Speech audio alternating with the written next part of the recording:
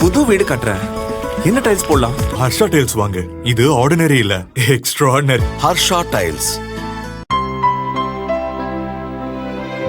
இனிமே கண்ணை மூடிட்டு கடலை எண்ணெய் வாங்கலாம். ஏன்னா மந்த்ரா கடலை எண்ணெய் இதயத்தின் தயாரிப்பு. வறுக்க பொரிக்க ஏன் எல்லா சமையலுக்கும் மந்த்ரா தான். மந்த்ரா கடலை எண்ணெய், அபார ருசி, ஆரோக்கியமான உடல் நலம்.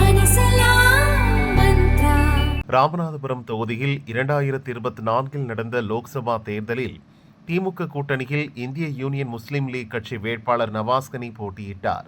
சுயேட்சையாக போட்டியிட்ட முன்னாள் முதல்வர் ஓ பன்னீர்செல்வத்தை விட 1,66,782 ஓட்டுகள் வித்தியாசத்தில் வெற்றி பெற்றார்.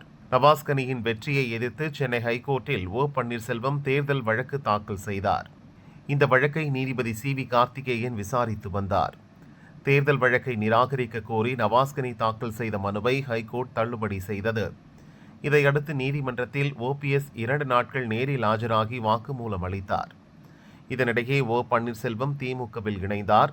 அவர் தாக்கல் செய்த வழக்கு நீதிபதி சி.வி. கார்த்திகேயன் முன் நேற்று மீண்டும் விசாரணைக்கு வந்தது. அப்போது தேர்தல் வழக்கை திரும்பப் பெற அனுமதி கோரி ஓ பன்னீர்செல்வம் தரப்பில் மனு தாக்கல் செய்யப்பட்டது.